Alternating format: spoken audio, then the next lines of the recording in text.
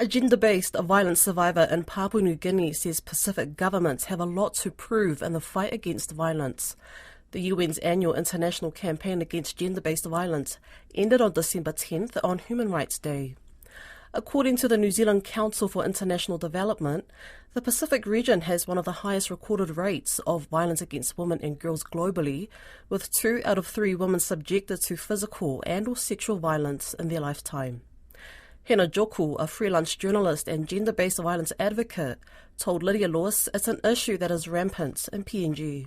This is an issue that's worldwide, but for a lot of us, a lot of the conversation is always hidden behind culture. It is not cultural, and that's why, because of that cultural attachment to it, it's a taboo topic. And so people still look at it as a domestic issue and a marital issue, and so having the conversation openly, it's still not happening enough. So what would this changes do? I think it's going to, it will force the governments to realize how much of a pandemic it is, as much as climate change is and the other issues that we are facing, like for Papua New Guinea specifically.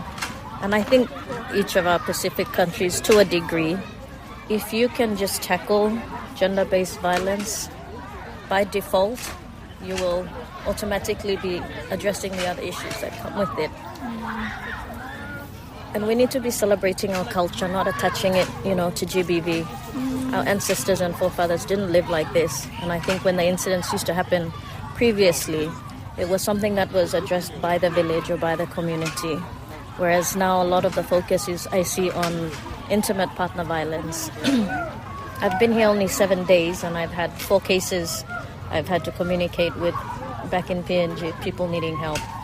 And, basics, and it's that access to information again. I think that's the simplest thing. And so somebody called to say, hey, how do I go to FSBU and report something? How do I get my niece the help she needs because she's 19? And I've just found this out. I live in Australia. She's in Papua New Guinea. So it is so critical to keep sharing the networks and information that we have, because the process is basic in going to the police station with the enforcement bit, in how it's going to go into the judiciary space, committal court, going on to national court. And so if we as a region really just face and accept that it is a pandemic, and together, okay, what's going to work? And I think this, this revitalization of this declaration is so critical at this time, because this issue and not having the equal representation at forum level as well, can our leaders make sure this issue is something that is prioritized, and we're not going to wait another couple of years again. And I think by revitalizing it, we're going to hold each other accountable, and then set maybe smaller measures on what have we achieved after a year, or what have we achieved after 2, because when you look at things as a whole, and we look at the whole 2050 strategy, some of these leaders may not be here. And so it is so important to make sure our young people, our youth space, are understanding what this is all about, because they're going to carry on the conversations. It's exciting that, we have these 3 youth voices here with us right now for this. So while we're all focused with the mainstream media and using our online platforms, they're focused on just the youth space.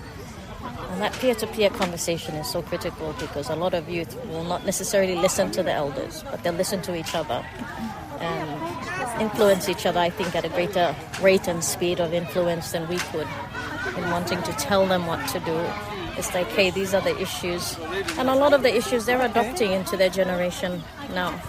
And so we have to be fixing our systems and our laws, changing what needs to be changed at national level, in our own countries. That filters down to, local level, community and district level, village level. But it has to happen here. And it has to happen both ways, bottom up and top down.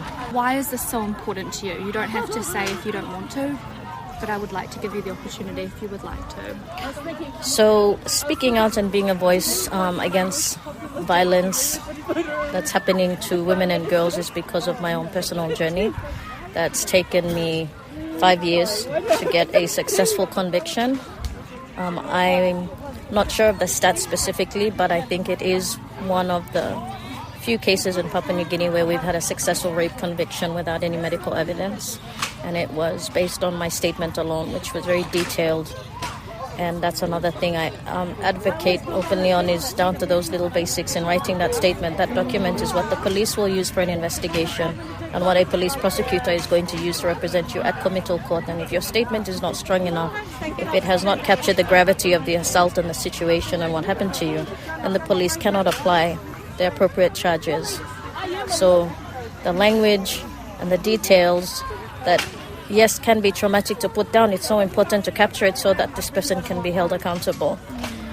And so I think as a journalist and media, it was so important for me to use the platform that I have to amplify this issue, because I already saw, a gap in information getting down to the public, and the access that we have to certain people and certain agencies and organizations and individuals that sit in positions of influence.